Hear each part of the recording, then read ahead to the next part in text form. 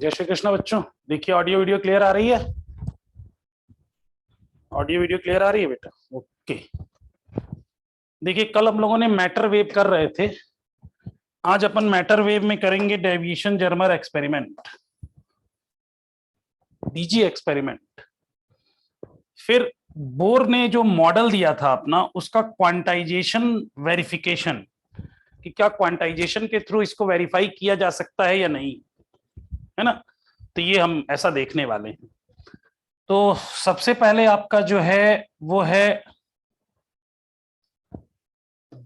Deviation, डाविशन basic बोलते हैं, और जर्मर एक्सपेरिमेंट।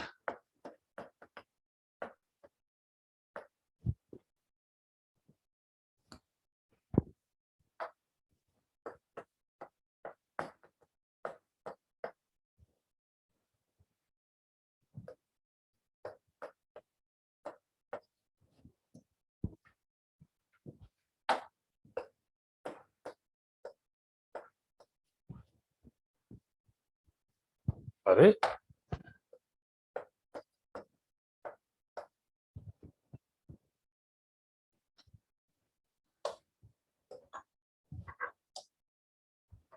एक्सपेरिमेंट,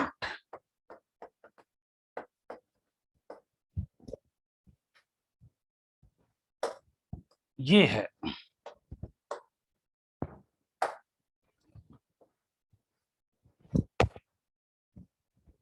हंसने की क्या बात है भाई? यश, डाविशन जर्मर एक्सपेरिमेंट। देखिए ये क्या था, ये बेसिकली था बेटा एक्सपेरिमेंटल प्रूफ ऑफ, आज कुछ भी लिख रहा है ये था आपका experimental verification of matter wave. ये था एक्सपेरिमेंटल वेरिफिकेशन था मैटर वेव के लिए। तीन साइंटिस्टों ने एक अरेंजमेंट बनाया, जो अरेंजमेंट कुछ ऐसा था, दिख रहा होगा डायग्राम आपको।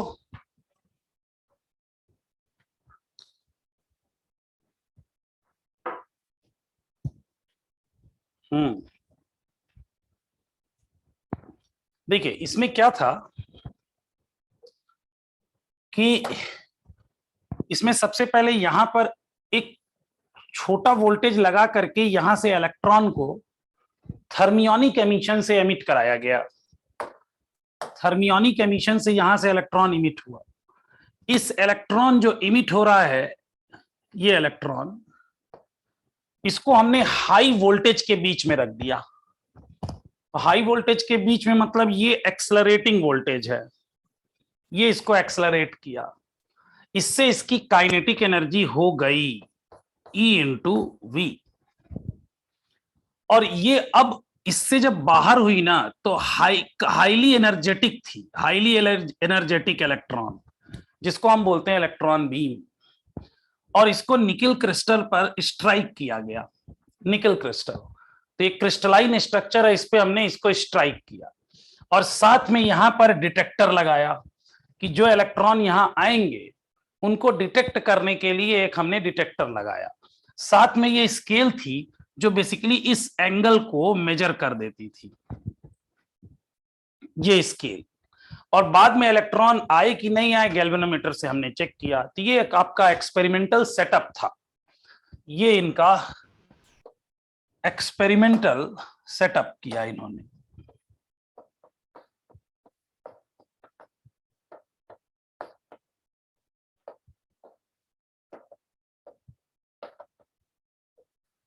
ये एक्सपेरिमेंटल सेटअप था।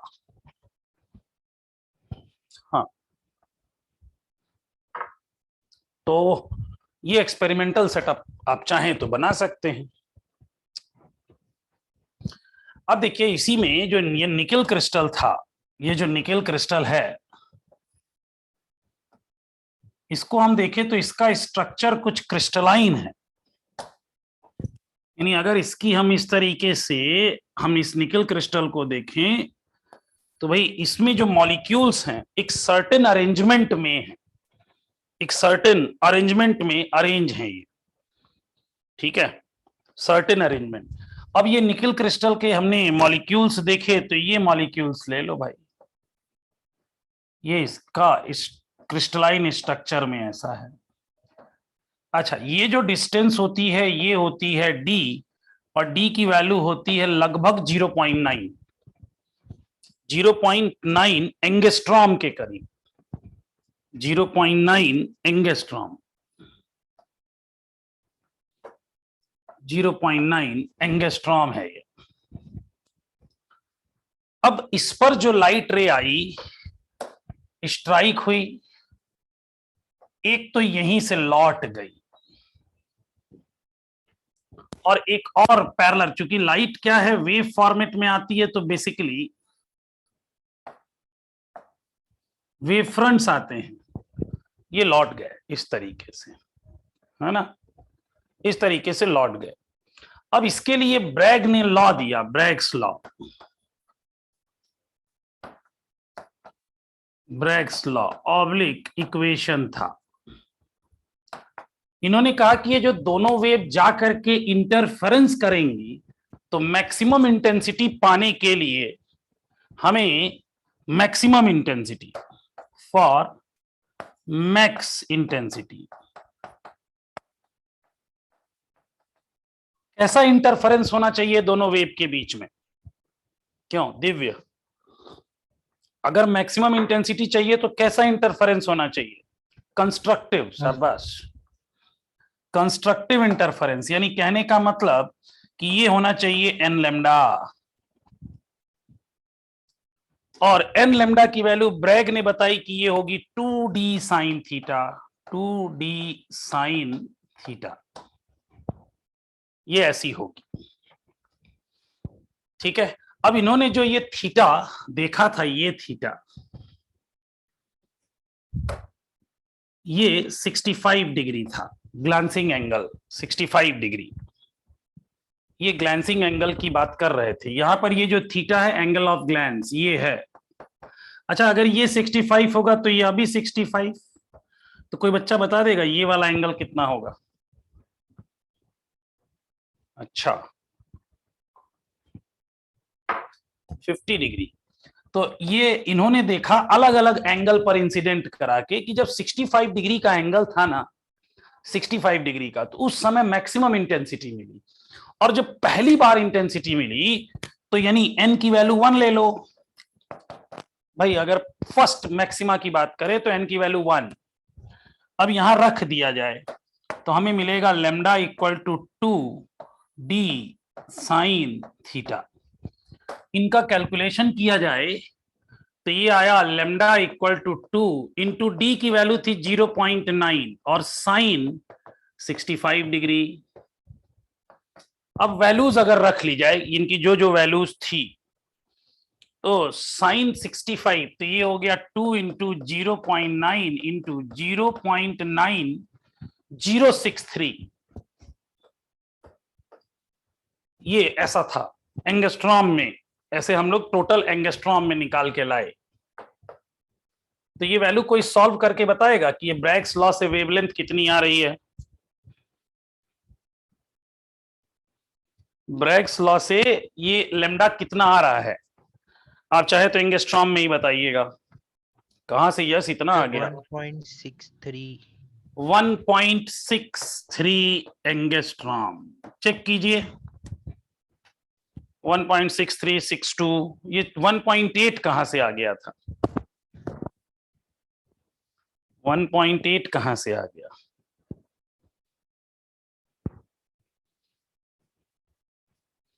अच्छा, केमिस्ट्री में भी था, ओके। तो अब इसी को हम लोग मैटर वेव के केस में डी ब्रॉगली से निकालते हैं, डी ब्रॉगली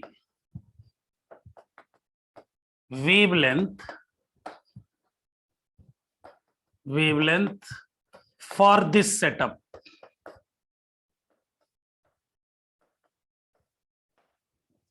इस सेटअप के लिए डी ब्रॉगली वेवलेंथ।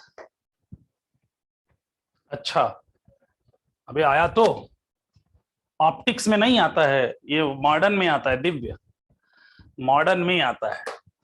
तो जरा देखिए, ये जो फाई है ये हो गया 50 डिग्री। ये जब 50 डिग्री था तो उस समय यहां पर इंटेंसिटी जो है वो मैक्सिमम मिली, कंस्ट्रक्टिव इंटरफेरेंस था, आई की वैल्यू मैक्सिमम थी। ये आई जो था वो मैक्स था, कितने एंगल पे, 50 डिग्री पे, ठीक है। और उस समय इसका एक्सेलरेटिंग वोल्टेज देखा गया तो V की वैल्यू 54 वोल्ट थी, V की वैल्यू 54 वोल्ट थी, 54 electron volt, sorry electron volt थी, 54 इलेक्ट्रॉन वोल्ट। अब जरा इनसे डी ब्रॉगली वेवलेंथ निकाला जाए, तो डी ब्रॉगली वेवलेंथ होता कितना है, डी ब्रॉगली वेवलेंथ होता कितना है, lambda equal to H on P, H upon P under root 2m। ये क्या था, इलेक्ट्रॉन गन, तो इलेक्ट्रॉन गन में यानी यहां आ जाएगा E इंटू वी, ऐसा आ गया। अब यहां पर वैल्यूज रख लो, इसमें वैल्यूज रख लिया जाए, तो H 6.6 into 10⁻⁻34 divided by under root 2 into m हो गया 9.1 इंटू 10⁻31, और इलेक्ट्रॉन वोल्ट यानी 54 इंटू 1.6 इंटू 10⁻⁻19। ये अगर छोटा सा कैलकुलेशन आप कीजिए तो देखिए क्या आता है। ये अगर छोटा सा कैलकुलेशन कीजिए, हाँ उसमें v रख लो तो भी कितना आता है, जरा ये कैलकुलेशन करके देखें तो मैं आपको बता देता हूं, ये आएगा 1.66 एंगस्ट्रॉम। जरा इन दोनों को देखिए ना, ब्रैग्स लॉ और de Broglie's law, de Broglie का वेवलेंथ दोनों बराबर हैं या नहीं। ये मैथमेटिकल कैलकुलेशन था और ये एक्सपेरिमेंटल प्रूफ था, यानी दोनों से अप्रोक्सीमेटली, अब वैसे भी देखोगे ना तो ये 0.91 एंगस्ट्रॉम था, ये 0 और इसमें हमने 4 डिजिट तक ही वैल्यू रखी है ना। हाँ हाँ बेटा 54। ये एक्सपेरिमेंटल अरेंजमेंट था कि जब देखा गया कि V 54 हो इलेक्ट्रॉन वोल्ट और एंगल ऑफ डेविएशन जो हो वो 50 डिग्री का हो, उस समय मैक्सिमम इंटेंसिटी मिलती है, उस समय हमें मैक्सिमम इंटेंसिटी मिलती है ना। तो देखिए दोनों एक्सपेरिमेंट्स, एक्सपेरिमेंटल और थ्योरेटिकल, दोनों से हमारी वैल्यूज क्या आ रही हैं, सेम, दोनों से वैल्यू हमारी क्या आ रही है, सेम वैल्यू आ रही है।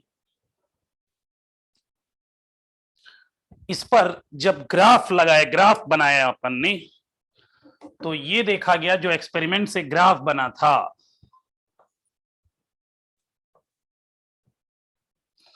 वो जब इस समय अलग अलग वोल्टेज पर अलग अलग एंगल पे देखा गया, जब वोल्टेज पे, तो ये एंगल फाई वर्सेस इंटेंसिटी का जब ग्राफ ड्रॉ किए तो ऐसा मिला कि 50 वाले पे ऐसे मिल रहा था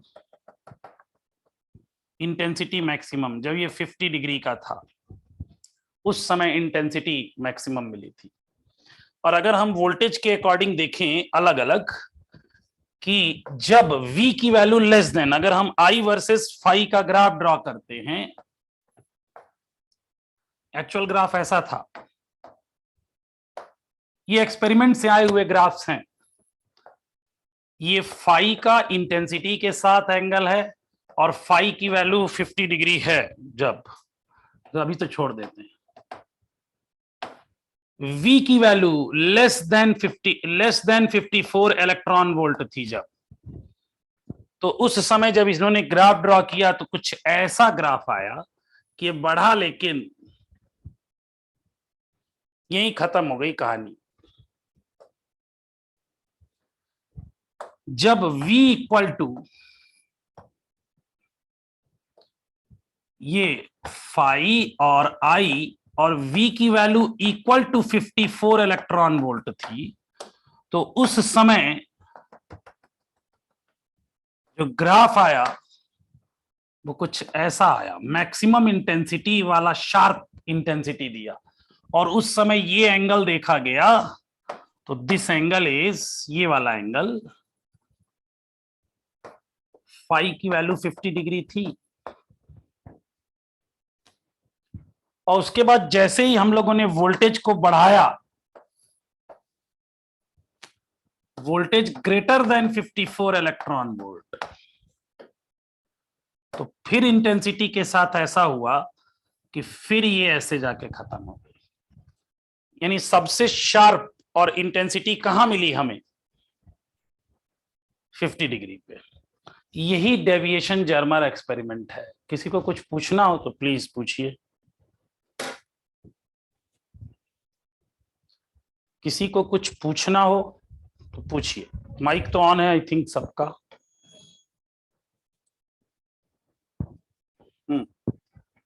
निशरीन, नोट कर लिया बेटा?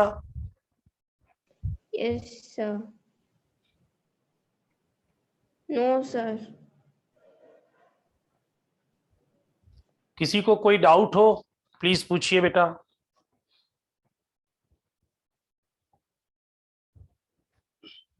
This page number.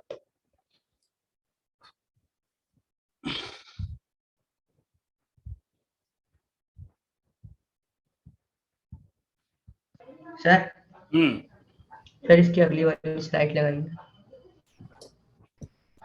सर इसमें ये जो पहला वाला ग्राफ है और जो मतलब तीनों ग्राफ में अगर अपन थीटा कांस्टेंट रखे तो दो वैल्यू आ रहे हैं। थीटा कांस्टेंट रखे, हाँ तो दो सर वैल्यू ऐसा है। कैसे होगा? क्यों, कौन सी वैल्यू कैसी हुई? मतलब इंटेंसिटी की दो वैल्यू आ रही है ना, थीटा कांस्टेंट रखेंगे तो। नहीं, थीटा से तो, थीटा तो उन्होंने ब्रैग्स लॉ के अकॉर्डिंग 50 जान लिया था। फाई की वैल्यू डेविएशन, वोल्टेज के साथ वेरिएशन देख रहे हैं, तो वो देखे ना कि अगर 54 इलेक्ट्रॉन वोल्ट से कम वोल्टेज दिया गया तो इंटेंसिटी मैक्स नहीं आई है। Yes sir. और ये ऐसे बना, एक्चुअली ये वेव पैटर्न है, इनके इंटेंसिटी का पैटर्न है। इंटेंसिटी पहले बढ़ रही है, एक जगह कांस्टेंट हुई, फिर कम होके खत्म हो गई, फिर दिखना बंद। इसी तरह जब 54 से कम था बढ़ी, और फिर एक कम, शार्पेज पे कम। यहां पर प्रॉपर एक शार्प इनको एक पैटर्न मिला जो इस तरीके था। Yes sir. हाँ ये बेटा ऋषिता, ये है experimental proof of demonstration of de Broglie's law, de Broglie's wavelength. ये क्या कर रहा है भाई, जो एक्सपेरिमेंट से आ रहा है वही इनके फॉर्मूले से भी आ रहा है। यानी ये एक्सपेरिमेंट और फॉर्मूला, यानी जो डी ब्रॉगली ने केवल थ्योरेटिकल दिया था, practically it is also possible.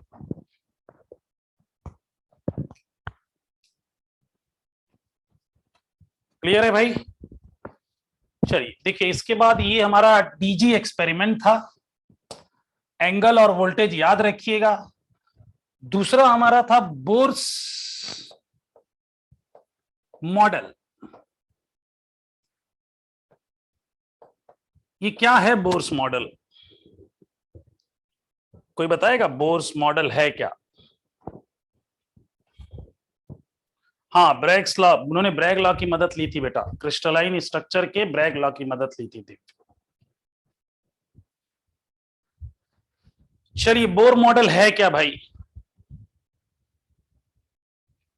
हाँ ये तो हमें पता है, एटॉमिक मॉडल है, एटॉमिक मॉडल है, हमें पता है। लेकिन उसमें था क्या, स्टेटमेंट क्या था?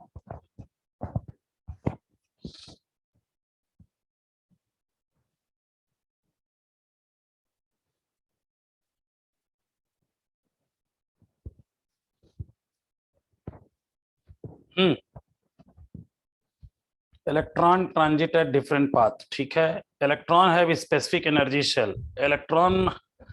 अच्छा हाँ, चलिए गौरी आप बताइए। सर एक स्पेसिफिक एनर्जी में कोई इलेक्ट्रॉन जब मूव करता है तो उसके अंदर से एनर्जी लॉस नहीं होती। अच्छा सही। और कुछ, और कुछ बेटा? चलिए बोर मॉडल में देखिए, बोर मॉडल में क्या कहा गया था कि कोई भी इलेक्ट्रॉन न्यूक्लियस के चारों ओर एक क्लोज्ड ऑर्बिट में चक्कर लगाता है, और शर्त यह है कि उस ऑर्बिट का एंगुलर मोमेंटम L NH/2 पाई होना चाहिए। यही था। गौरी यही था बेटा कि Yes, उसी ऑर्बिट में इलेक्ट्रॉन चक्कर लगाएगा जो कि h/2 का इंटीग्रल मल्टीपल एंगुलर मोमेंटम रखेगा L। अच्छा, यहां पर अब जैसे इन्होंने क्या बोला, डी ब्रॉगली साहब ने,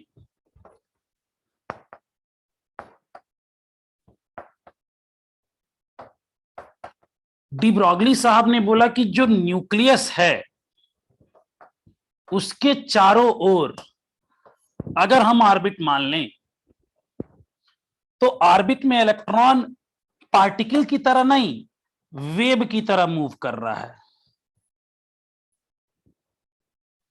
इलेक्ट्रॉन पार्टिकल, क्योंकि moving charge particle wave associate करता है, और उसका जो वेव एसोसिएट करता है ना, उसका लैम्डा होता है h/mv। h/mv इसका होता है। अब ये मैक्सिमम अगर देगा, इसका मतलब है तो उस समय हमारा होगा भाई path difference 2πr n lambda के इक्वल होना चाहिए। यानी लैम्डा की वैल्यू, लैम्डा इक्वल टू हमारा होगा क्या, लैम्डा इक्वल टू होगा 2πr/n। अगर ये चक्कर लगा रहा है वेव फॉर्मेट में तो मैक्सिमम इंटेंसिटी तभी देगा जब 2πr equal to n lambda हो कंस्ट्रक्टिवली। तो यानी यहां से लैम्डा की वैल्यू आपकी 2πr/n होगी। तो रख दीजिए ये वैल्यू उठा के यहां से रख दिया जाए, तो लैम्डा की वैल्यू रख दी 2πr/n equal to h/mv। mv को बुला लो और n को भेज दो और 2π को भी भेज दो, तो यहां हो गया mvr इक्वल टू nh/2π। अब बताओ, कोई भी पार्टिकल अगर सर्कुलर ऑर्बिट करता है तो उसका एंगुलर मोमेंटम क्या होता है, mvr। l इक्वल टू हो गया आपका nh/2π। ये इसको भी वेरीफाई कर दिया इन्होंने क्वांटम मॉडल से। इन्होंने क्वांटम यानी वो कहा कि भाई इलेक्ट्रॉन उसके चारों ओर जो चक्कर लगा रहा है पार्टिकल नेचर में नहीं, वेव नेचर में लगा रहा है, और वेव नेचर में अगर लगा रहा है तो वेव एसोसिएट करेगा। कितनी वेव एसोसिएट करेगा, लैम्डा इक्वल टू h/mv। और अगर वो उस ऑर्बिट में फिक्स एनर्जी रखता है तो पाथ लेंथ उसकी होगी 2πr should be equal to n lambda. Lambda की वैल्यू निकाल के पुट किया, वही मॉडल में मिला जो बोर्स का मॉडल था, वही मॉडल मिला। यानी ये वेरीफाई हो गया कि बोर मॉडल को भी डी ब्रॉगली यानी पार्टिकल नेचर और वेव नेचर दोनों एसोसिएट करता है इलेक्ट्रॉन। पार्टिकल नेचर से सीधा उन्होंने लॉ दिया और ये वेव नेचर का। किसी कोई डाउट, किसी को कोई भी डाउट? सर देखिए, पहले जो स्लाइड थी उसमें जो 3 ग्राफ थे वो तीनों डी ब्रोगली वेवलेंथ वाले, और उससे पहले जो था वो ब्रैग्स लॉ वाला है। नहीं, यह भी जो आया है ब्रैग्स लॉ, और यह भी आया है ब्रैग्स लॉ। ये by Bragg's law, by DG experiment है, ये बाय डीजी एक्सपेरिमेंट। ये इन्होंने नहीं ड्रॉ किया था, इन्होंने बताया था, डाविसन जर्मर साहब ने बताया था। सर तो डेविसन जर्मन ने एक्सपेरिमेंट किया, तो ब्रैग और डी ब्रोगली ने क्या किया?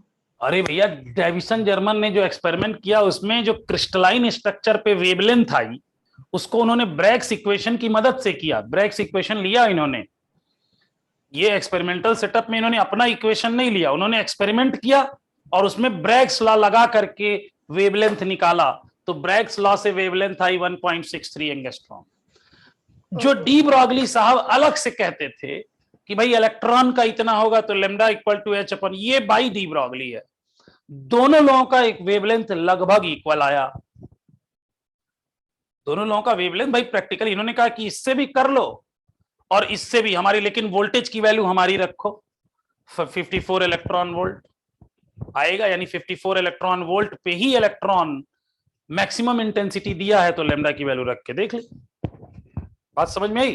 तो डाविसन जर्मर साहब अपना कोई नया इक्वेशन नहीं लाए, उन्होंने ब्रैग का इक्वेशन से निकाला क्रिस्टलाइन स्ट्रक्चर वाले, और एक बार डी ब्रॉगली वेवलेंथ से उन्होंने ही निकाला, डीजी साहब ने। और उसके बाद उन्होंने कहा देखो वेवलेंथ दोनों बराबर आ रही है, यानी एक्सपेरिमेंटली भी प्रूफ होता है कि मैटर वेव है। समझ में आई? यस सर, आ गया। चलिए, बोर मॉडल ये था, और ये बोर मॉडल इलेक्ट्रॉन। किसी को कोई डाउट? तो कल अपन लोग एक्सरसाइज 2 कर रहे सर, बोर्ड ने वो कैसे डिटरमाइन की, क्या चीज कैसे? Equation sir, ml equals to nh/2 अब उन्होंने बेटा कोई एक्सपेरिमेंट किया होगा, उन्होंने हमारे सामने हाइपोथेसिस दी है, हमें एक्सपेरिमेंट करके नहीं। ये लोग बड़े साइंटिस्ट थे, इन लोगों को पता नहीं कैसे मैसेज आता था। हाँ, ये लोग हाइपोथेसिस दे देते थे और वो सही होता था एक्सपेरिमेंटली भी। अब ये नहीं पता उन्होंने कौन सा, बोर ने अपना मॉडल देते समय कौन सा एक्सपेरिमेंट किया ये नहीं बताया, उन्होंने सिर्फ मॉडल दिया। उसको बाद में डी ब्रॉगली ने क्वांटम थ्योरी से भी वेरीफाई किया कि हाँ यार वो सही है। बात समझ में? आइंस्टाइन ने थ्योरेटिकली जो रिलेटिविटी प्रिंसिपल दिया, आइंस्टाइन ने, वो बाद में एक्सपेरिमेंटली प्रूफ हो रहा है आज के समय, और वो भी सारे नहीं। अब जैसे मान लीजिए शशांक ने 10 बातें बोली, उसकी 6 बातें सच हैं, उसकी 6 बातें सच हैं, तो लोग तो यही मानेंगे ना जो 4 बोला है वो भी सच होगा।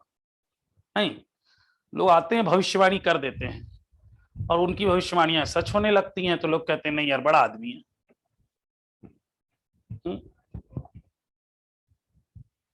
अच्छा, तुम लोग भी कुछ कुछ बोल के रख दो, बाद में लोग प्रूफ कर दें। अच्छा, बहुत बढ़िया भाई, तो अपने लिए कर दे यश जैन, अपने लिए भविष्यवाणी करके रख लो। अब कई लोगों के स्टेटमेंट बाद में सच हो जाते हैं विथ एक्सपेरिमेंट। अब जैसे मैंने एक एक्सपेरिमेंट दिया था ना, कि मैंने एक ऐसे स्टेटमेंट दिया था एक बच्चे के लिए, तुम लोगों को स्टोरी सुनाई होगी हसन नबील वाली, कि बेटा भगवान सबको सब कुछ नहीं देता, लेकिन जो देता है वो उसके लिए बेस्ट होता है। अलग बात है मैं बहुत बड़ा आदमी नहीं, छोटा आदमी हूं, लेकिन उसको भी 4 साल बाद वो प्रूफ हो गया स्टेटमेंट, और उससे ही निकला हाँ सर आपने सही कहा था। समझ में? तो तुम लोग को भी रोज ऐसा लगना चाहिए। अच्छा, मैं एक एक्सपेरिमेंट अभी किया हूं हाल फिलहाल, कहो तो तुम लोग बता दूं वो एक्सपेरिमेंट, तुम लोग काम की चीज है निश्चिन, काम की चीज है, मतलब एक्सपेरिमेंट मैंने ऐसे किया। जैसे अभी देखो मेरे साथ क्या हुआ कि मेरी फैमिली गई थी घर, हाँ? अब मेरे बिटवा का ऑनलाइन क्लास की वहां कुछ समस्याएं हुई, जैसे इंटरनेट फैसिलिटी उतनी अच्छी नहीं है, और मोबाइल के नेट से यूज कर रहा था, वाईफाई नेट अवेलेबल नहीं था 300 MBPS वाला, तो उसके क्लासेस कटती थी। तो अच्छा, उसको खेलने के लिए लोग भी मिल गए, तो उसका पढ़ाई से मोह माया हो गई खत्म। पूरा घर परिवार मिलके बोलने लगा ये तो पढ़ता ही नहीं है, पता नहीं क्या, और छोटा बच्चा है, पढ़ता ही नहीं है, ये तो ऑनलाइन क्लास ही नहीं करता। तुम लोग अपनी स्टोरीज से मैच करना, तुम लोगों से भी मैच होगी ये घटना, है ना? पढ़ता ही नहीं है, ऐसी घटना कहते कहते ना, अब वो सीधा उसने विद्रोह पे आ गया, जाओ नहीं पढ़ेंगे क्या कर लोगे। अब वो आया यहाँ घर, तो उसके साथ पहले दिन भी, अब जैसे उसको कहा जाए बेटा पढ़ो, नहीं नींद आ रही है, वो पापा के साथ में जग गया था ना कल 12 बजे तक, तो मुझे नींद आ रही है, नहीं उठूंगा। मतलब वो जिद में था कि कोई क्या कर लेगा मेरा, 2 महीने से तो कोई कुछ कर ही नहीं पाया, अब क्या कर लेगा, और इसकी मम्मी क्या करेगा, ये कैसे करेगा। तो मैंने कहा एक काम करते, एक एक्सपेरिमेंट करते। मैंने बोला नहीं, मतलब उसके, मतलब मुझे पता है वो सुन रहा है, लेकिन उसके हम लोग पीछे बात कर रहे हैं कि नहीं यार बड़ा अच्छा बच्चा है, बहुत बढ़िया बच्चा है यार, वो उसका दिमाग देखो कितना अच्छा चलता है, हर चीज वो जानता है, चीजों को पढ़ने में बहुत अच्छा, बाद में ना पढ़ने में बहुत अच्छा निकलेगा, देख लेना। वो चाहता है ये आर्मी में जाना तो आर्मी में जाएगा, एयरफोर्स में, बाद में देख लेना। ऐसा हम लोग ने पीछे एक डमी कन्वर्सेशन शुरू कर दिया उसके पीछे, उसके बारे में पॉजिटिव बातें, और ये करते सिर्फ 4 दिन हुए। आज खुद ही उठा थोड़ा पढ़ लेता हूं, अब उसको ये पता चला पढ़ूंगा नहीं तो कैसे चलेगा, तो आज खुद ही उठा ऑनलाइन क्लास कर रहा। पहले मैडम के सामने वीडियो बंद करके बैठता था, वीडियो ऑन करके उसने वो भी सोचा कि भाई मैडम अधिक से अधिक क्या करेंगी, बोलेंगी, तो बता दिया उसने कि मैं दादी के घर गया था, वहां नेट नहीं था इसलिए मैम मैं नहीं पढ़ पाया, अब पढ़ रहा हूँ। अब धीरे धीरे वो ट्रैक पे, तो देखो अभी कल और आज में वो ट्रैक पे। तो अगर अच्छी बातें बोली जाए ना अपने लिए कि हमारा तो सिलेक्शन होगा ही, हम मेहनत कर रहे हैं, हमारा सिलेक्शन होगा ही। 2-4 दिन बाद आपके अंदर से उस तरह की हार्मोन्स निकलेंगे, एनर्जी आएगी जो आपका सिलेक्शन करा देगी। समझ में ना? तो अपने लिए निगेटिव नहीं बोलना चाहिए। तो ये स्टेटमेंट्स अपने लिए तुम लोग दो, समझ में आया? डॉक्टर स्नेहा बोलो कुछ दिन बाद होगा। मैं इसीलिए तुम लोग कहता हूं ना, तुम लोग बहुत अच्छे बच्चे हो, बट ये है कंफ्यूज हो जाते हैं ना बच्चों। इतना लोग है ना, तुम लोग को सजेस्ट करने वाले लोग देखते होगे, कोई कहता है कॉपी में अंडरलाइन, किताब में अंडरलाइन करके क्वेश्चन करो, कोई कहता है किताब को टच नहीं करना। मतलब अब बच्चा एक कंफ्यूज दिमाग, क्या करूं यार, एक सर बोल रहे हैं कि फिजिक्स वाले सर बोलते हैं अमर सर क्वेश्चन अंडरलाइन करके करो, इधर केमिस्ट्री वाले सर है वो कहते हैं किताब साफ सुथरी रखो, उस पर कुछ मत लिखा करो, मम्मी पापा कहते हैं तू पढ़ता ही नहीं है, बोल बोल पढ़ा कर, फिर कोई अदर कहता है यार बोल बोल के चिल्ला चिल्ला पढ़ के तुम कॉलोनी वालों को बताते हो, नजर लग जाएगी। यार बच्चा कंफ्यूज समझ ही नहीं आता करें क्या। तुम लोग साथ ऐसा होता है ना? है शशांक, स्नेहा? हाँ ऐसा ही चल ऐसा ही चल। अब इसके लिए तुम लोग को थोड़ा सा बैठ करके मेडिटेशन वगैरह करो, कंसंट्रेट करो। नहीं यार, हमें हर चीज को एक्सपेरिमेंट करके देख के, और जल्दी एक्सपेरिमेंट, कि डी ब्रॉगली साहब ने हाइपोथेसिस दिया, डाविसन जर्मन साहब ने किया, डी ब्रॉगली साहब खुश। समझ? हाँ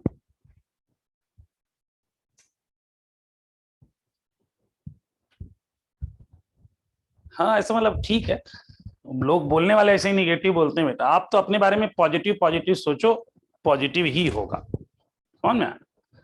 तो ऐसे ही सोचा करो। चलिए बताइए और कुछ मैटर वेव में कुछ और। निश्रिन दीदी कुछ कह रही थी, चैट लिख रही थी, इग्नोर कर दिया था मैंने। वो तो नोट करने के चक्कर में पड़ी रहती है कि जल्दी से नोट कर लें कहीं। हाँ हाँ, बोल बोल। सर मैंने बस प्रीवियस स्लाइड 1 सेकंड लिखा था। वही मैं जान रहा हूँ, बनाना है। तुझे वही कहता है, नोट्स नोट्स रहनी चाहिए अपने पास। अरे ये तुम लोग पास तो नोट्स ऑलरेडी, कई बार तो टॉपिक पढ़ाने से पहले नोट चली जाती है।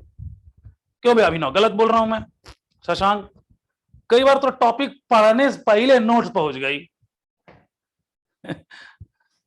अब ये अपने हाथ के नोट्स बेस्ट होते हैं। अबे दूसरों सीखो। आज आज आज तुम लोग को एकदम फ्रेश नोट्स दी है, उधर ईएम वेब पढ़ाया है और तुरंत ही प्रेसा की कॉपी, फोटोकॉपी मतलब पीडीएफ निकाल के भेज दिया, एकदम फ्रेश, एकदम ताजा जलेबी टाइप। समझे?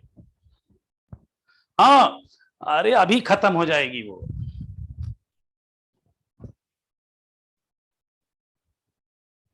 हाँ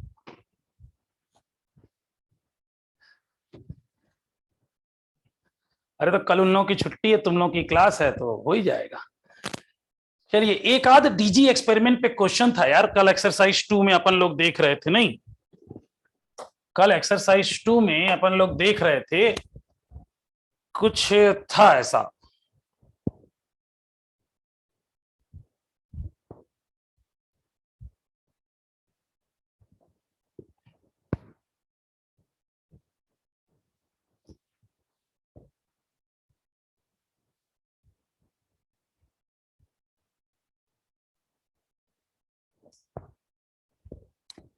कल मैक्सिमम तो लग गए थे।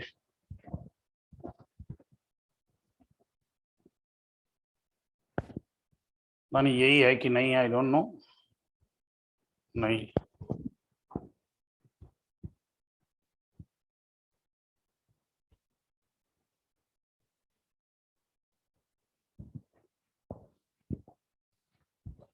कहाँ गया यार?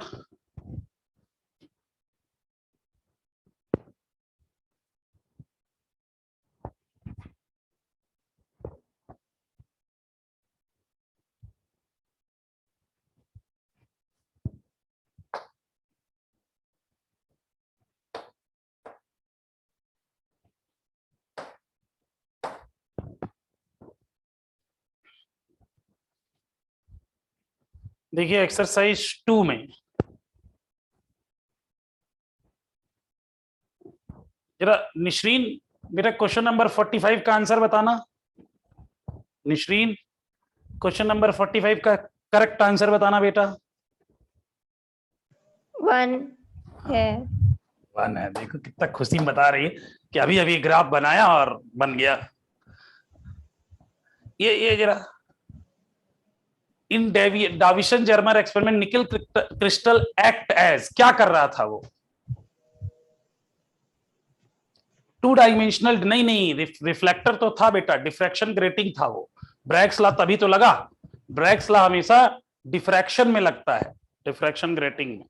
खैर थ्योरेटिकल क्वेश्चन है, थ्योरेटिकल क्वेश्चन है तो थ्योरेटिकल क्वेश्चन तो कर लोगे। देखा जो डीजी एक्सपेरिमेंट में आया क्या था यार?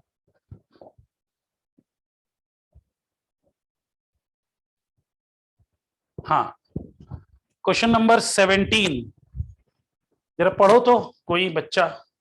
शशांक तू पढ़ तो बेटा। Yes, sir. In Davison and German experiment, the velocity of electrons emitted from the electron gun can be increased by. अच्छा, ये चीज तुम लोगों को अभी डायग्राम जो देखे थे, ये देखे थे एक्सेलरेटिंग वोल्टेज, मतलब ये वोल्टेज बढ़ाओगे तो एक्सेलरेशन बढ़ेगा, एक्सेलरेशन बढ़ेगा तो वेलोसिटी बढ़ेगी, यानी ये वाला पोटेंशियल बढ़ाने से होना चाहिए। चलो अब क्या क्या लिखें ऑप्शन? आप ही को बताना है शशांक, पहला ऑप्शन पढ़ो। Increasing the potential difference between the anode and filament, first option. Increasing the filament current, decreasing नहीं, the देखो filament अगर current. Increasing the filament current करेंगे तो नंबर ऑफ इलेक्ट्रॉन इंक्रीज कर जाएंगे। अच्छा, डिक्रीज करेंगे Yes, sir. तो नंबर ऑफ इलेक्ट्रॉन डिक्रीज कर जाएंगे, थर्मियोनिक प्रोसेस स्लो हो जाएगा। अच्छा, decreasing the potential difference between, तो इस यहां तो हमारी वेलोसिटी कम होगी, क्यों? क्योंकि एक्सेलरेशन कम होगा और यहां वेलोसिटी बढ़ेगी। ये चाहते क्या थे? वेलोसिटी बढ़ाना। ऑप्शन कौन सा सही होगा? First option. यही दो क्वेश्चन थे और कुछ था? बस यही दो थे ना?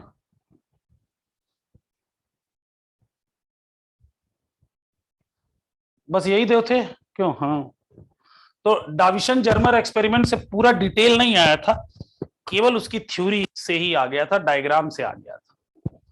ठीक है भाई, तो किसी को कुछ और मैटर वेव में, हम लोग अब ईएम वेव शुरू किया जा सकता है क्या? हाँ, खत्म खत्म बेटा।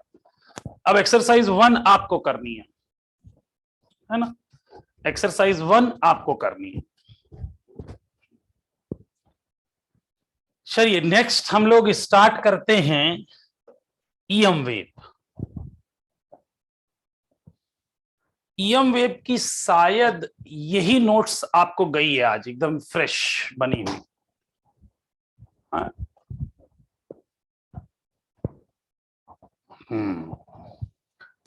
तो देखिए ईएम वेव, तो हम लोगों ने याद करो इलेक्ट्रोस्टैट्स में पढ़ा था कि भाई क्लास 12th का हीरो है चार्ज। अगर चार्ज रेस्ट में है तो केवल इलेक्ट्रिक फील्ड जनरेट करेगा, अगर चार्ज मोशन में है, यूनिफॉर्म मोशन में, तो electric field plus magnetic field करेगा। लेकिन अगर वही चार्ज एक्सेलरेटेड मोशन में है तो इलेक्ट्रिक फील्ड, मैग्नेटिक फील्ड और ईएम वेव भी जनरेट करेगा। बताओ भाई, सच थी ये बात? बताई गई है कि नहीं है निश्रीन? ये बात बताई गई है? यस, बताया था। यानी accelerated charge particle can produce magnet EM wave. तो ईएम वेव के लिए एक्सेलरेटेड चार्ज पार्टिकल चाहिए। तो ये इसी में, ये देखिए पहला first point, accelerated charge can produce electric field, magnetic field and EM wave.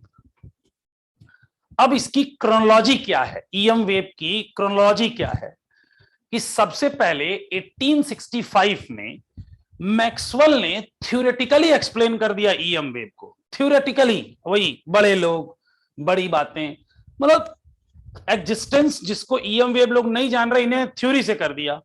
इस थ्योरी के लिए उन्होंने 4 लोगों की मदद ली, मतलब फिजिकली नहीं, उनके लॉज की। कौन कौन से लॉज? तो उन्होंने Gauss theorem for electric field की मदद ली। तो आन्या बताएगी क्या होता है गॉस थ्योरम फॉर इलेक्ट्रोस्टैटिक्स?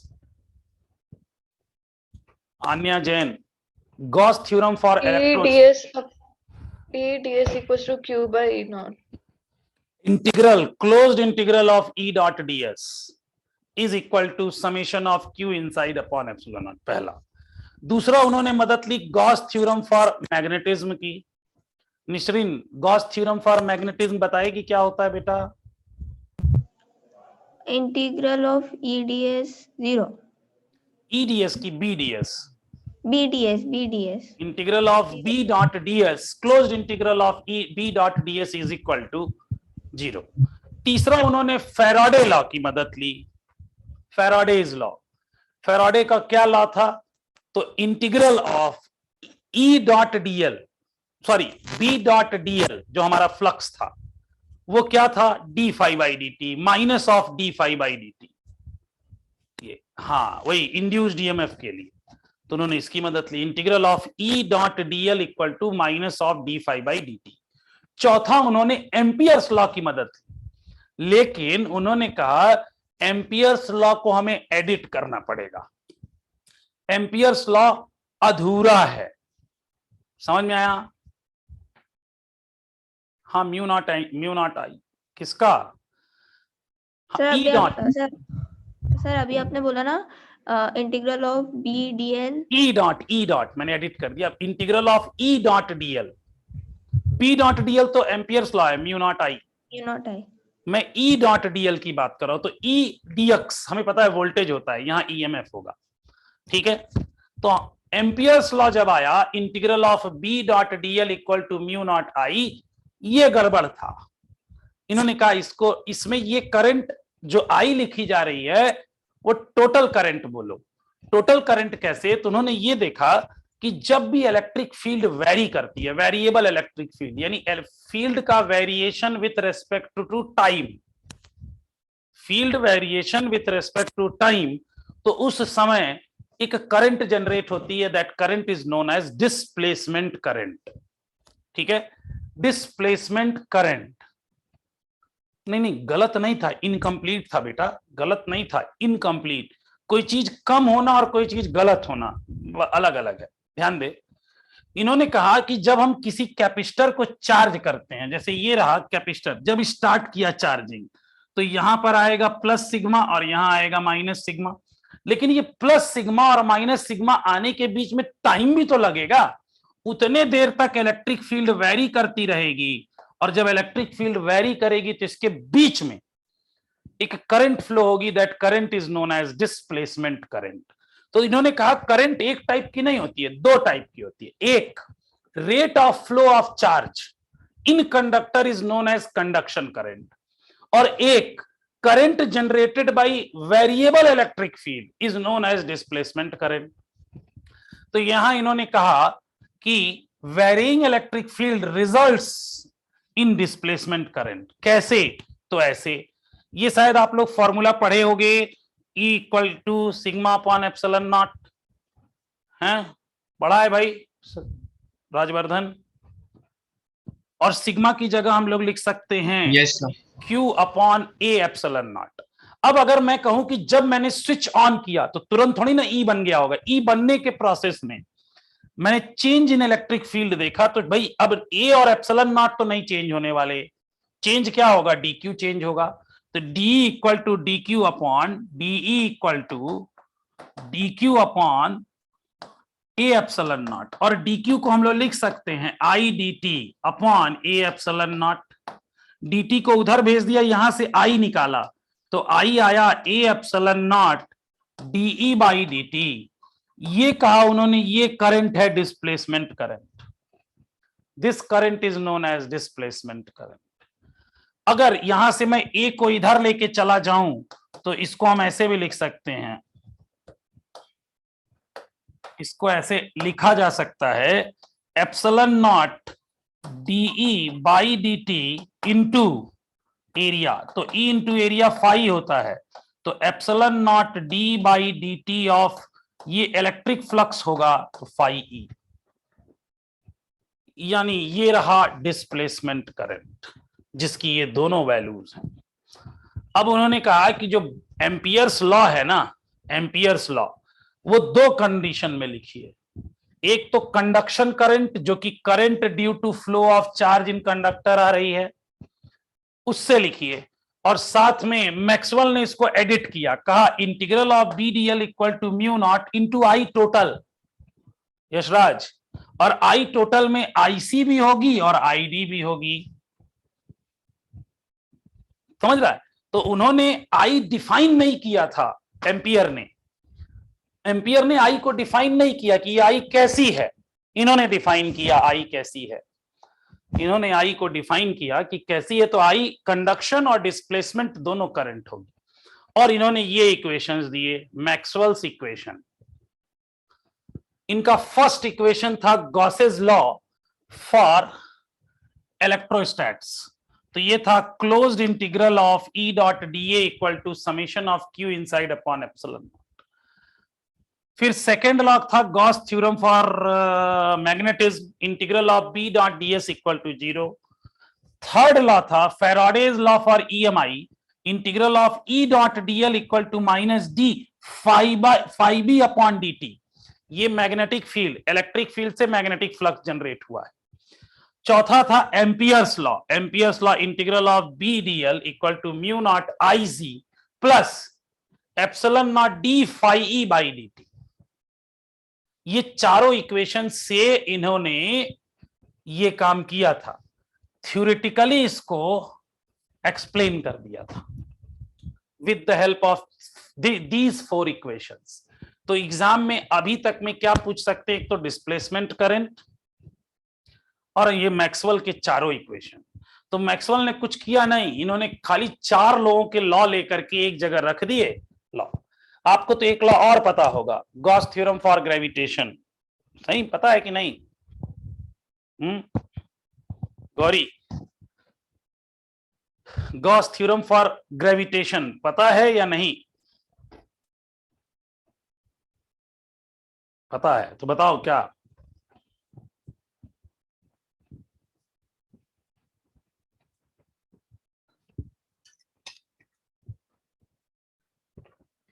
वो मास के लिए होती है, मास के लिए होती है। हाँ तो मास के लिए होती है, तो वैल्यू बता ना, मतलब वो है क्या?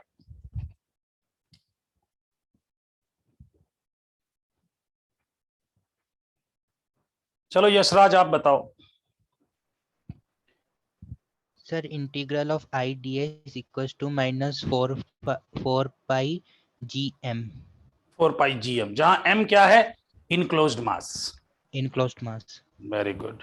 खैर इनके लिए तो ये 4 ही इक्वेशन, ये 4 ही जरूरत थी, इससे एक्सप्लेन किया। लेकिन हर्ट साहब ने इसको, हर्ट साहब जरा देखो इन लोगों का क्रोनोलॉजिकल ऑर्डर क्या था। 1865 में इन्होंने किया और 1887 में, सोचो इन्होंने 65 और 87, 22 साल बाद हैं, लगभग 20-22 साल के बाद इसको एक्सपेरिमेंटली प्रूफ दिया। किसने? हर्ट्स ने। अच्छा, उससे पहले एक इंडियन साइंटिस्ट थे, शायद आप लोग जानते हो उनको, बोस थे, जिन पे बोसान पार्टिकल्स का नाम भी रखा गया, जीसी बोस। उन्होंने भी इसको एक्सपेरिमेंटली प्रूफ करके, और इन्होंने प्रोपागेट करके दिखाया सम किलोमीटर के ऑर्डर में। इन्होंने फिलहाल सबसे पहले किया था, हर्ट साहब ने। तो हर्ट साहब ने इसको एक्सपेरिमेंटली प्रूफ किया। ये रहा एक्सपेरिमेंटल डिमॉन्स्ट्रेशन बाय हर्ट्स। इन्होंने किया क्या था कि एक इंडक्शन कॉइल लिया, इसमें इलेक्ट्रिकल सिग्नल इन्होंने इनपुट दिए।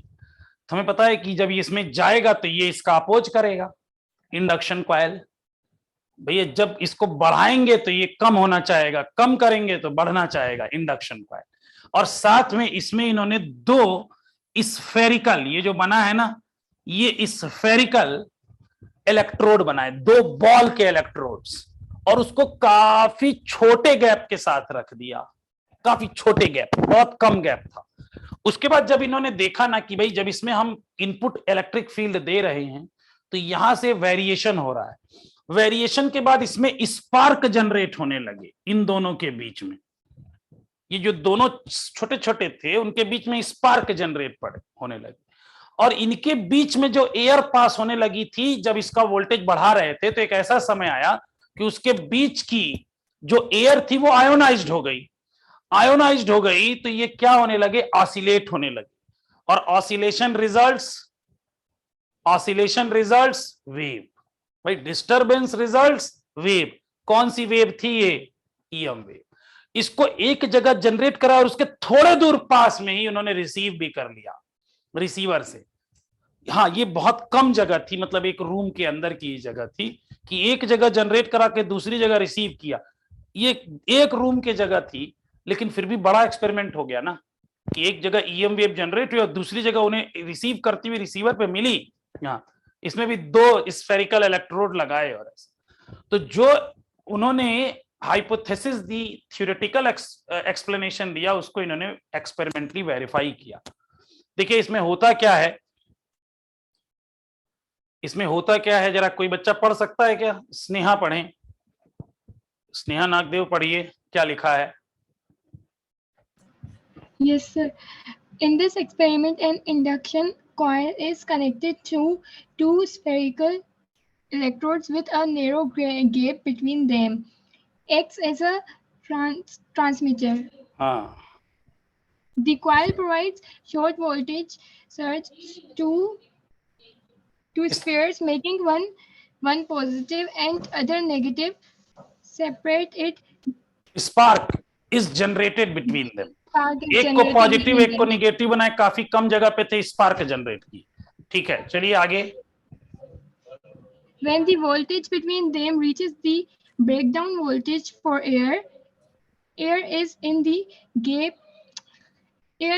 gap is ionized and conducts more rapidly, and discharge between sphere becomes oscillatory, becomes oscillatory, results wave. ये वेव जनरेट किया इन्होंने।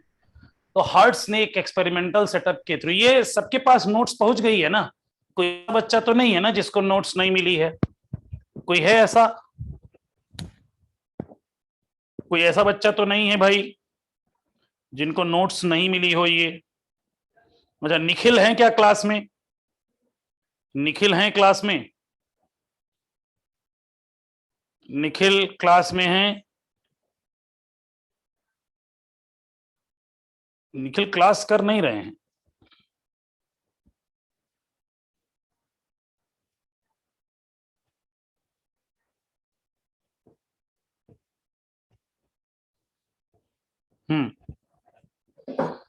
खैर ठीक है, तो ये बेटा ये नोट्स एज इट इज जितना लिखा है उतना ही लिख लेना है। अच्छा, इसमें जो लिखा है ना, ये अभी अभी लिखा है मैंने ही क्लास में अभी लिखवाया है। हाँ पूरे बेटा पूरे। अब उसमें क्या, इसको खुद ही मैंने छांट के लिखवाया है। इसने कह रही सर पूरे, अबे इसमें कौन सा पूरा आ रहा था? 5 पेज की नोट्स नहीं है उसमें, पूछ रही है पूरे। अच्छा देखिए, ये तो हमारा एक्सपेरिमेंटल वेरिफिकेशन है, एक्सपेरिमेंट किया गया, ईएम वेव के बारे में बताया गया। कुछ इंपॉर्टेंट पॉइंट्स हैं ईएम वेव के रिगार्डिंग, जरा ध्यान दीजिएगा। सबसे पहला पॉइंट है, आपको याद हो अगर आपने वेव मोशन पढ़ा था तो डिफरेंशियल इक्वेशन दिए गए थे। यहां भी डिफरेंशियल इक्वेशन दिया गया, D square E upon del square E upon del T square equal to 1 upon mu naught into epsilon naught del square E upon del X square. Similarly magnetic field के लिए लिखा जाए तो del square B upon del T square equal to 1 by mu naught into epsilon naught del square B by del X square. ये है क्या? तो ये है आपका differential equation of wave, differential equation of any wave. और यहां से आपको मिला कि ये जो वैल्यू होती है वो ओमेगा बाई के का स्क्वायर है, यानी सी का स्क्वायर है। ये है स्पीड का स्क्वायर, ये स्पीड ऑफ लाइट, और ये होती है C equal to 1 upon mu naught in under root mu naught into epsilon naught. इसमें म्यू नॉट और एप्सिलॉन नॉट की वैल्यू रख के सॉल्व करो, आएगा 3 into 10 to the power 8 metre per second. आपको पता हो इसकी बहुत बार डायमेंशन पूछ चुका है। Under root mu naught into epsilon naught की डायमेंशन पूछ चुका है, तो वो होता है 1 अपॉन स्पीड। यहीं से आप देख सकते हो अपनी मॉड्यूल 1 में। ये पहला पॉइंट है, फर्स्ट पॉइंट। किसी को इस पॉइंट में डाउट? निसरीन नोट्स तो मिल गई है ना तुझे बेटा?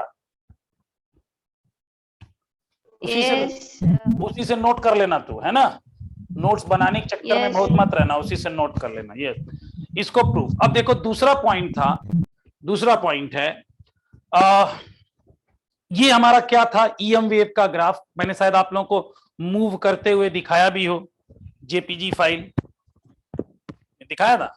हाँ, ये हमारा, वेरी गुड। अब डायरेक्शन, अब इसमें देखो direction of motion x axis पे है, वाई एक्सिस पे इलेक्ट्रिक फील्ड और जेड। इसको अगर देखा जाए तो ये सिनुसाइडल वेव ही तो हैं, तो यहां से ईएम वेव ट्रांसवर्स वेव होती है, ये प्रूफ किया जाता है, पोलराइजेशन में बताया गया था। इससे जो इक्वेशन निकल के आते हैं, E equal to EM E naught वही sine KX minus omega T, BM maximum magnetic field sine KX minus omega T, ये इनके इक्वेशन है। और ये जनरल वेव का इसी से आया है, इसी से आया है वो, ठीक है, इसी से आया है। चलिए नेक्स्ट हमारा है ये फोर्थ पॉइंट। फोर्थ पॉइंट देखिए सर, क्या आया है उससे? अरे ये इसी को अगर बेटा, अगर E और B, E को अगर एक बार डिफरेंशिएट करोगे ना, del E by del T निकालोगे, ये सर अब क्लियर हो ये आएगा। फिर del E by del X निकालोगे, फिर इसका डबल डेरिवेटिव उसमें पुट करोगे। ये आपको वेव मोशन वाले टॉपिक में था, है ना? दिखाऊं क्या? ये सर वो मैंने आपसे पूछा भी था ना वो डाउट, तो आपने बोला था कि ईएम वेव में आएगा। यस सर, ईएम वेव में ये आपको अभी ब्लड कॉकरोच कहां से आ गए? ये देखिए, ये बेटा आपको प्रूफ यहां है ऑलरेडी, वेव मोशन में ये है। ये देखिए कैसे निकालते हैं, किसी को देखना हो तो ये रहा। डिस्प्लेसमेंट वेव ली गई है, एक बार del Y by del T, एक बार del Y by del X, फिर del two Y by del T square, del two Y by del X square. इन्हीं को डिवाइड कर दिया, तो देखिए ये इन्हीं को डिवाइड किया है, तो हमें relation between wave velocity and particle velocity भी आया है और डिफरेंशियल इक्वेशन ऑफ वेव भी आया है। ये देखिए del two Y by del T square और del two Y by del X square, ये differential equation of wave motion, तो वो उन्हीं से आए हुए हैं। साइन लिखो कॉस लिखो, एक ही जैसे होंगे। Yes sir, clear, thank you sir. अच्छा, दूसरा है कि कोई भी ईएम वेव कैरी करती है एनर्जी करती है कैरी, ठीक है। और rate of flow of energy जो होती है उसको डिस्क्राइब किया जाता है एक वेक्टर से, जिसे हम पॉइंटिंग वेक्टर बोलते हैं, एस। इसे ऐसे ही आपको याद रख लेना है कि Poynting vector S equal to होता है E cross B upon mu naught. इसका आपसे कभी डेरिवेशन नहीं पूछेंगे, इसका कोई काम भी खास नहीं है, लेकिन है क्या, ये इंटेंसिटी ही है एस। तो एनर्जी फ्लो और rate of flow of energy per unit area, ये एस वेक्टर, इसको बेटा ऐसे ही एज इट इज याद रखना है। फिर नेक्स्ट है आपका fifth, EM wave carries momentum. हमें यह भी पता है भाई मोमेंटम कैरी करती है। अब याद करिए वो जो थर्मोडायनेमिक्स आपको पढ़ाया गया होगा, तो उसमें प्रेशर निकाला गया होगा कि एक कंटेनर में आइडियल गैस भर ली जाए तो उसका मॉलिक्यूल जाएगा, टकराएगा दीवार से और लौटेगा। उस समय हम लोगों ने मान लिया था कि जो कोलिजन होगा परफेक्टली इलास्टिक कोलिजन होगा। तो गई टकराई केटीजी में, यस केटीजी में गई टकराई और आई, दो तरीके से। तो हमें यह पता है कि अगर प्रेशर निकालना हो तो प्रेशर इक्वल टू होता है फोर्स अपॉन एरिया, और फोर्स इक्वल टू होता है rate of change of momentum. तो यहां से अगर मान लो मोमेंटम गई टकराई मोमेंटम लेके, अगर परफेक्टली एब्जॉर्बिंग सरफेस है तो rate of change of momentum केवल mv होगा, लेकिन अगर परफेक्टली रिफ्लेक्टिंग सरफेस है तो 2mv होगा। ये शायद पढ़ा होगा आप लोगों ने एनएलएम में भी और केटीजी में भी। ये चीज बेटा याद रखना, अगर परफेक्टली एब्जॉर्बिंग सरफेस है यानी वो गई और एब्जॉर्ब कर लिया, तो उस समय प्रेशर P की वैल्यू, जिसको रेडिएशन प्रेशर P बोलते हैं, वो होगा S अपॉन सी। वही एनर्जी अपॉन V भी लिख सकते हैं, एनर्जी अपॉन V यानी। और अगर टकरा के लौट रही है, गई और लौटी भी, तो ये 2s अपॉन वेलोसिटी c होगा। इसको हम लोग रेडिएशन प्रेशर बोलते हैं। फिर आपको याद हो इलेक्ट्रोस्टैट्स में हम लोगों ने अगला पॉइंट पढ़ा था energy density. Energy density solve करके निकाली थी कैपेसिटर वाले चैप्टर में, याद है ना? तो U बाई V हमारी होती है energy per unit volume, average energy पर 1/2 एप्सिलॉन नॉट E स्क्वायर। याद करो ये डेरिवेशन कराया चुका है, ऑलरेडी डन।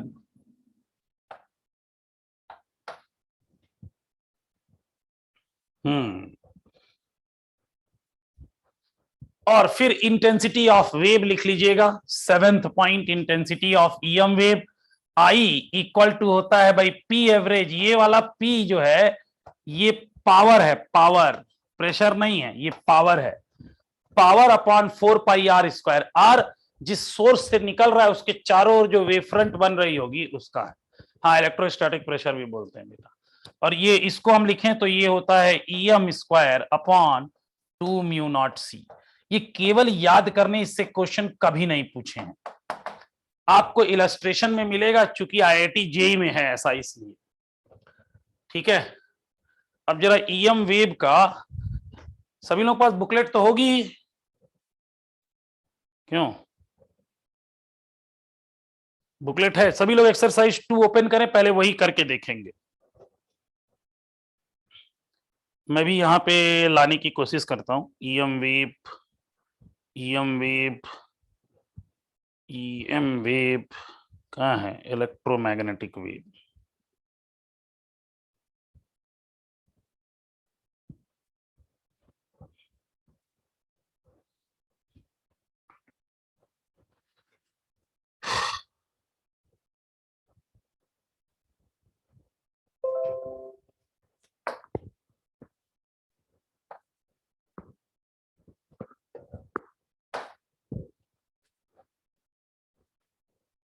हाँ, देखिए ये एक्सरसाइज बिगनर्स बॉक्स कुछ नहीं है इसमें। ये एक्सरसाइज 2, ये है एक्सरसाइज 2। चलो क्वेश्चन नंबर 14 से स्टार्ट करते हैं।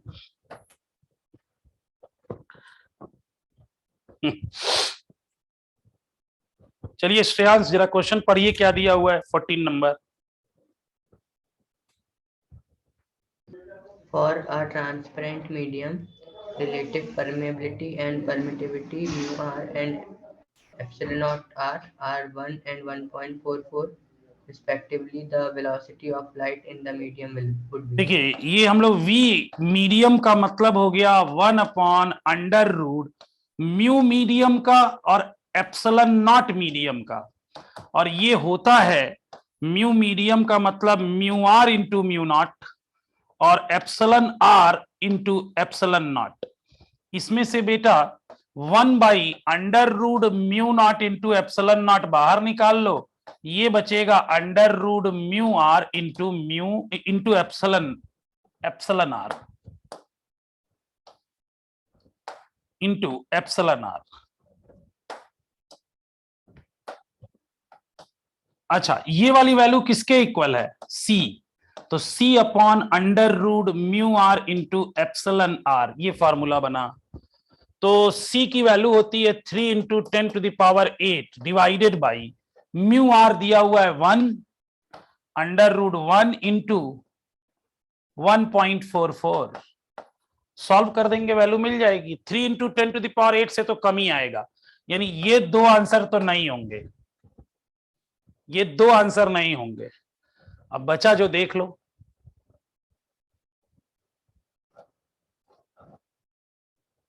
कौन सा आंसर आ रहा है? पहला वाला फर्स्ट आंसर आ रहा है, चेक कर लो सही है, 14 का फर्स्ट।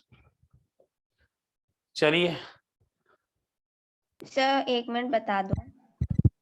ये दीदी नोट्स में भी होगा, उन लोगों को भी कराया ना, तो उन लोगों ने भी जो क्वेश्चन उन लोगों को लगे हैं वो उससे किए हैं उन लोगों ने।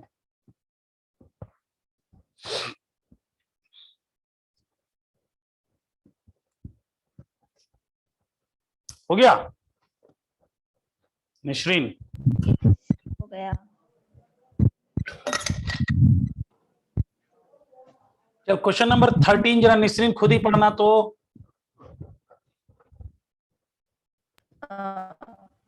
An EM wave is propagating in a medium with the velocity v equals to I cap. यानी मोशन किधर हो रहा है? एक्स एक्सिस पे।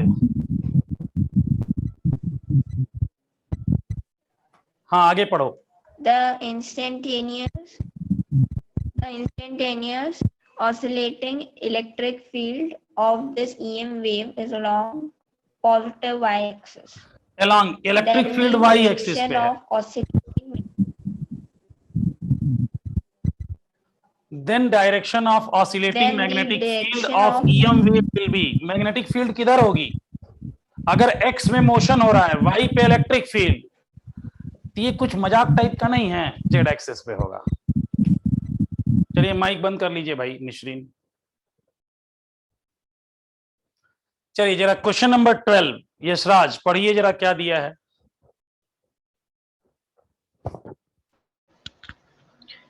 In an electromagnetic wave in free space, the root mean square value of the electric field is ERMS equals to 6 volt per meter. The peak value of the magnetic field is. देखो E by C की value जो होती है instantaneous E by C, sorry E by B, अगर हम देखें तो E by B की वैल्यू होती है C के बराबर। ये E इंस्टेंटेनियस है, तो हम इसमें अगर चाहें तो पीक वैल्यू के लिए भी लिख सकते हैं E naught by B naught equal to C, क्योंकि ये तो कांस्टेंट है। अब अगर मैं B नॉट की बात करूं कि B नॉट इक्वल टू हो जाएगा E नॉट बाई C,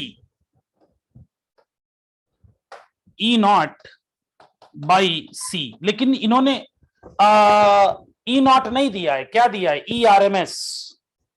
तो क्या ERMS से बेटा E नॉट निकाला जा सकता है यशराज?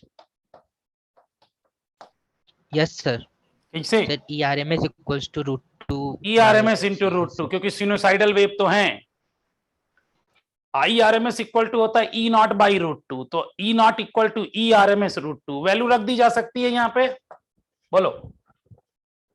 ERMS की वैल्यू रख दो 6 और √2 की value 1.41 divided by 3 into 10 to the power 8, तो ये कुछ वैल्यू ऐसी हो गई 2 इंटू 1.41 और इंटू 10 टू द पावर -8। अब 2 इंटू 1.4 करना कितना आएगा सर? अप्रोक्स 3 इंटू 10⁻⁻8 ही आएगा, ऐसा कुछ। सारे में -8 है, आंसर बड़ा करीब करीब आ रहा है यार। सर 1 ही होगा फिर, वो 3 के करीब है ना। 3 के करीब वही आ रहा है। हाँ 1 ही होगा। तो 2 इंटू 1.4 करके देखो, 4 तो नहीं आएगा और ये इससे कम भी नहीं आएंगे, तो यही आंसर होना चाहिए। स्नेहा ने कैलकुलेट कर दिया है, 2.8 आ रहा है। 12, हाँ चलिए क्वेश्चन नंबर 10 कौन पढ़ेगा? अनिका जोशी, क्वेश्चन नंबर 10 पढ़ो। Out of the following options, which one can be used to produce a propagating electromagnetic? 1. A charge moving at constant velocity. नहीं, ये इससे तो इससे क्या भी मिलेगा? Electric field plus magnetic field, इससे इलेक्ट्रिक फील्ड, इससे कुछ नहीं बचा option. Anika 4.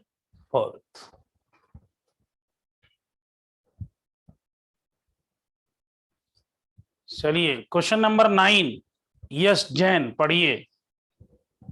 A radiation of energy E falls normally or on a perfectly reflecting surface.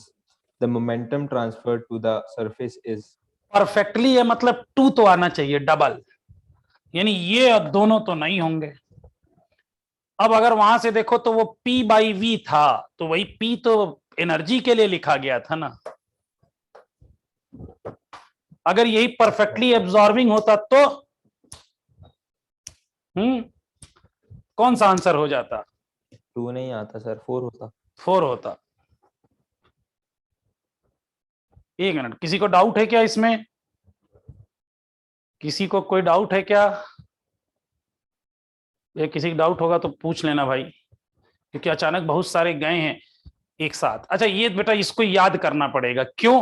क्योंकि जो आपने देखो आपकी बुकलेट में एक लास्ट में एक पूरा ग्राफ दिया होगा, ईएम वेव का पूरा एक चार्ट दिया होगा, जिसमें गामा रेज, एक्स रेज, ऑप्ट लाइट रेज, इन सभी के बारे में है। एक बार पढ़ना है ना, एक बार जस्ट रीड कर लीजिएगा, ये उसी से आएगा।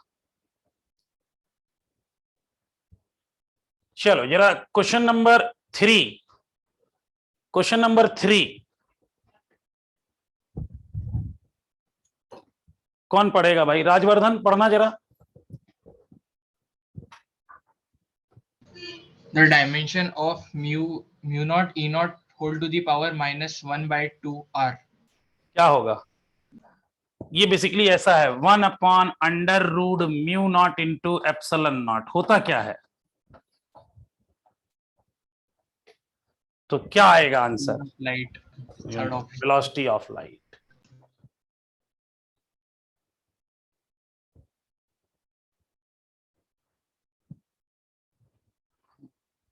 चलिए यस जैन, क्वेश्चन नंबर 1 पढ़िए। The electric field part of an electromagnetic wave in a medium is represented as Ex is equal to 0. Ey is equal to 2.5 n by c cos. n को Newton नहीं पढ़ सकते हैं क्या? Newton पर coulomb cos 2 pi into 10 to the power 6 radian पर second t minus pi into 10 to the power minus 2 radian पर metre. Unit पढ़ने की जरूरत नहीं होती है, वैसे इक्वेशन ऐसे ही लिखते हैं अपन, 2.5 cos 2 pi into 10 to the power 6 t minus pi into 10 to the power minus 2 x। यही है, ये वेब में था, वेब इक्वेशन में था, ये वेब वाले में ये वैल्यू है किसकी? ओमेगा की, और ये इसकी वैल्यू है के की। अब ये बता दो वेव किस डायरेक्शन में प्रोपागेट हो रही है? पॉजिटिव एक्स में। पॉजिटिव, यानी पहला ऑप्शन होगा क्या? No sir. ये कह रहा है मूविंग अलोंग वाई डायरेक्शन। पागल, ये प्लस एक्स और प्लस एक्स, ये दो सही हो सकते हैं, दो तो गलत, हमने दो बचा लिए। अब इसमें इन्होंने क्या निकाला है? फ्रीक्वेंसी और वेवलेंथ।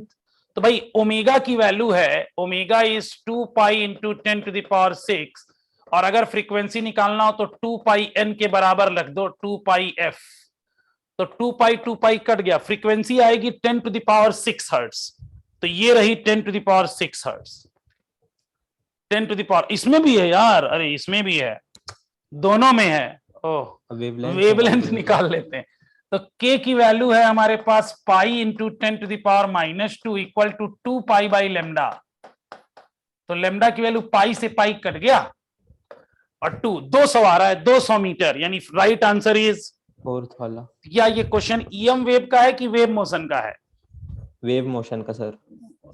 तो ये देखिए हम लोगों ने 2-3 क्वेश्चन छोड़ के बाकी सब लगा दिए, 2-3 मैंने आपके लिए छोड़ दिया है ताकि आप भी। क्या टफ है क्या ईएम वेव?